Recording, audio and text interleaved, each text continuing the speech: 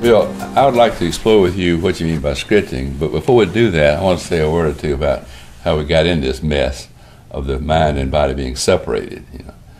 That is the prevailing model much of modern medicine goes by. There's a mind and there's a body, and they're separated and not connected. It goes back, and you taught me this too, to René Descartes, who in the 1600s, at the early part of the Enlightenment, was trying to get some handle around where science could go and where science couldn't go. The church was coming down very hard on anything that challenged the nature of God being all-knowing, all-powerful, everything. Anything that hinted at interfering with God's life could lead to severe retribution from the church. Yep. So Descartes came up with the notion that there was a mind and a brain, and there was a body, and the body could be looked at because it was inanimate, not really part of God, not really part of spirit, and that the brain would remain with the Catholic Church, and therefore was sacrosanct and could not be explored. That separation of mind and body has come down to us to an extent that most of medicine has trouble hooking up with what we're talking about, that the mind and the way a person lives their life is all integrated in one big entity, not separated. The mind and body are one thing. So with that, your notion of scripting, the life unfolding of a patient or a person, goes way, way back, and I have no experience with that. I would like to hear you discuss what you mean by scripting. What you're saying is the psyche, which is spirit originally in its definitions, word origin. Psyche is spirit, and soma is material body. Right. So psychosomatic is a word that doctors know, but they pay very little attention to that unity. They don't recognize that how spirit controls and is a piece of one with the body. That's what we call scripting. Of course, 400 years, never the twain shall meet, and we're still dealing with it, of separating mind and body. But you put them together, and we find that the thoughts and the feelings and our behavior that we have today is based on our earliest years. The heaviest influence is the first 6 years, and I'm talking about even in utero. It might even go back to there. But definitely from birth to 6 or 7 years is a profound developmental time in which the organism that we are is picking up ways to think, feel, and be, to get along best in the world as that child sees it.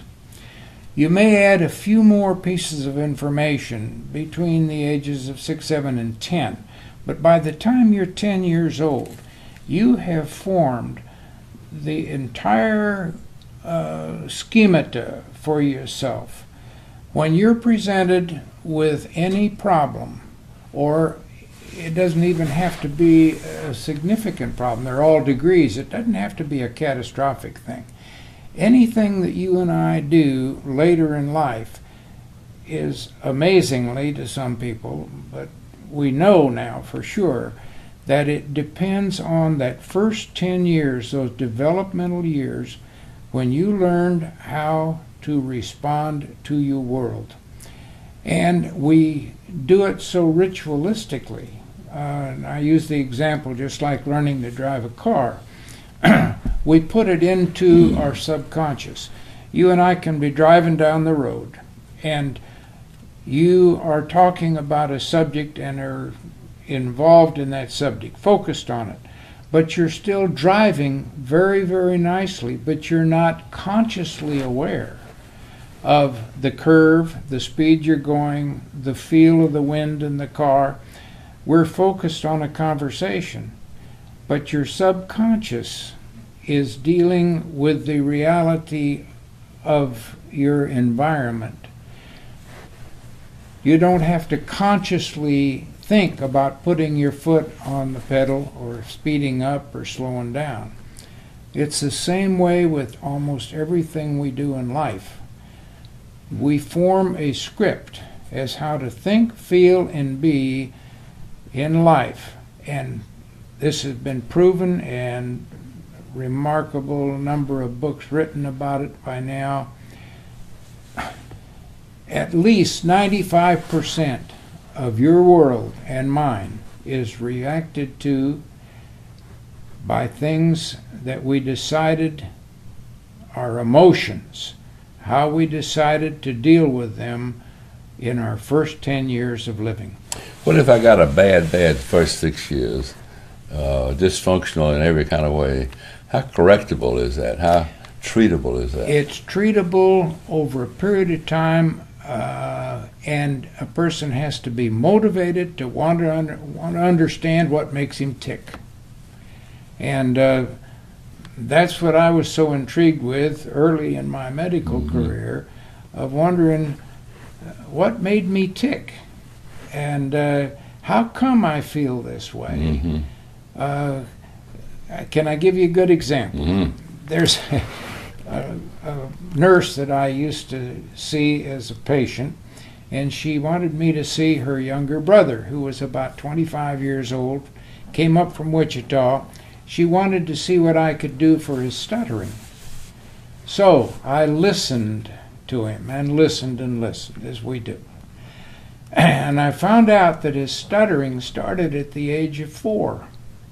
And how come would he at the age of 4 do that? Well, his sister was brilliant, and his parents always were trying to push him to keep up with his sister. But this sibling rivalry that occurs, he always felt one down, and he never could quite get up with the sister, which means that they didn't love him as much as they did the sister. So how could he get out of this problem? He felt unlovable, not adequate, etc. Had a neighbor boy who was 5, and the neighbor boy stuttered. And because he stuttered, he didn't have to perform well in school. He didn't have to make good grades. He didn't have to appear in public. And he didn't have to be a somebody in a social setting. He could go back because, and they would excuse him. He had a guilt-free way not to exceed, not to be normal. He had a guilt-free way to not make it.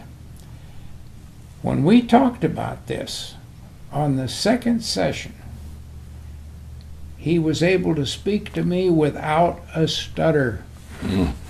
On the third session, I asked him, I said, how would you like to not stutter anymore? And I said, I want you to take this thought home and think about it. He had adjusted his life, his whole life, since the age of 4, when he learned to stutter from this other kid, that he no longer had the same group of friends. He had lots of alone time. He read alone. He didn't have to talk, etc. He had built it into the fabric of his personality and the structure of his life, and he said, I just choose to stay a stutterer. That's fascinating. The closest I can come to that is not really at that depth of whatnot was, I see a lot of patients that if you put a label on it would be called hypochondriacal. They have symptoms, and symptoms have become a way of life, and they're not readily treatable. There's no stressor you can put your finger on that's generated. Let me interrupt and tell you one of the definitions. A person who's hypochondriacal says on its tombstone, I told you I was sick. That's right. That's right. And anyway, they'll prove it. One of my favorite questions in these types of patients is, when will you last in rigorous good health? When will you last in really, really good health? And they go, and most of them can't come up with, I don't know. They look puzzled. And one of them says, oh, I know exactly. The minute I was born, the obstetrician dropped me on my floor, and I've never had a healthy day since. So it goes way back, and I wonder if they aren't scripted to be sick and sort of get along in life with this illness. I agree completely. That a mother or a father condone and reinforce. Completely. Yeah, and I don't think I've ever really helped one that I remember. Have you had any success with hypochondriacal patients? Yes, this fellow had all kinds of symptoms. My God, his belly symptom, I'm talking about gastrointestinal symptoms. He would burp, he had growling in his belly, he had acid indigestion, he'd get a loose stool, and with every little thing that happened, he was aware of his belly. And I took him back, and it turned out he took it back, you mean? Well, I took him back in time. Okay. Back to when he was a little bitty kid. His mother was a teacher, and his father was a barber in this little town just out here about 50 miles from Kansas City.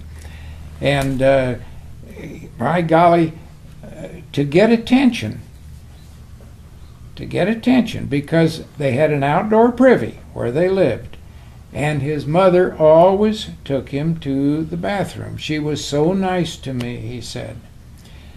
The time that she would hold him and carry him out to the privy was when he had to use the privy.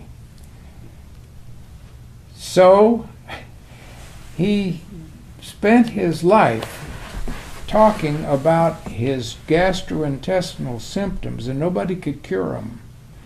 And so I said, so you had symptoms and your mother took you to the bathroom? And he said, yes, she was so kind. I said, and now you want me to take you to the bathroom? He said, no shit. And that's right. Yeah. I said, do you realize how pissed off your wife is when you constantly talk about your bowel habits? Yeah, he said, she doesn't like it. He said, but they're there, aren't they? Yeah. And I said, oh yeah, they're real. I said, but look at the benefit you get from them. You get somebody to listen, and that's what you wanted all your life, to get attention, to be close, to be recognized, to get what we call positive regard, positive strokes, positive recognition. And you're doing it this way, but you're driving people away.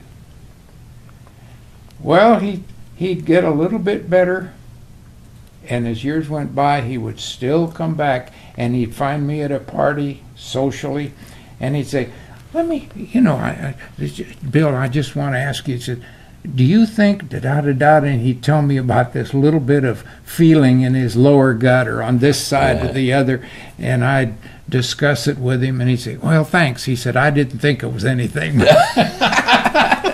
He continued with the symptoms, though, right? He continued with them for his life, and he lived to 93 years old, but that's what happens. The script that we form of the best way to get along in life goes all the way back, and we don't change the script as we move forward. We become more elegant in its performance. When people say and use the term insight, this patient has insight, that means they have some understanding of themselves at a somewhat deeper level than other people. Talk about insight a little bit. Well, insight, of course, is awareness. But if a script is entrenched in a personality significantly enough, even the insight, like with this fellow, won't take him out of it. It's fascinating. It's that powerful. It's that powerful. Right. Absolutely. Now, the case, there's all degrees of it. Some people are very minimally scripted, and some are heavily scripted, so that their personality is structured just to not let any outside influence in. You were talking earlier, before we started filming, about amnesia and periodic amnesia. And I don't know whether we have time in this segment, but I'd like to get into it in our next segment. Okay. Your discussion of amnesia and how you deal with that, and Good. the play of that and health and illness. You bet.